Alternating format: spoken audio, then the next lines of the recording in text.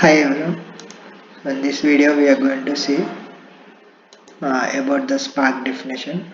What is Spark? So Spark is a distributed computing system developed by Apache in 2012 which process large volumes of data in a parallel manner across a group of clusters. Okay. So if you see here, we need to process 10 GB data. So there are two diagrams. One is single machine and the left side is containing three machines. Okay, one is acting as master node and the other two acting as worker nodes.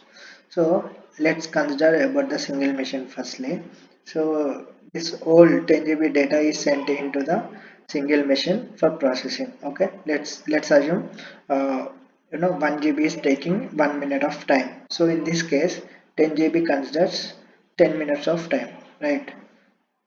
Whereas here we are having three machines, and this 10 GB is distributed parallelly into these three machines. Okay, so in that case this will take 3 GB, 3 GB, 3 GB. Okay, and 1 minute is processing time for 1 GB data, right? So it means within 3 minutes all 9 GB out of 10 GB is processed and 1 GB is again sent to worker node.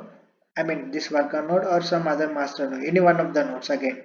Then might be like 4 to 5 minutes the 10 GB data is processed here on the left hand side diagram, whereas here it is taking 10 minutes of time. Okay, so this is the main advantage of Spark. So this is in Spark the data is distributed parallelly across a group of clusters. Okay, so when we talk about the cluster, what does it mean? Cluster is nothing but group of computers. So this is a computer, this is a computer, this is a computer. So this group, so means these three are connected to each other, right? So these three forms a cluster here, and each computer is considered as a node.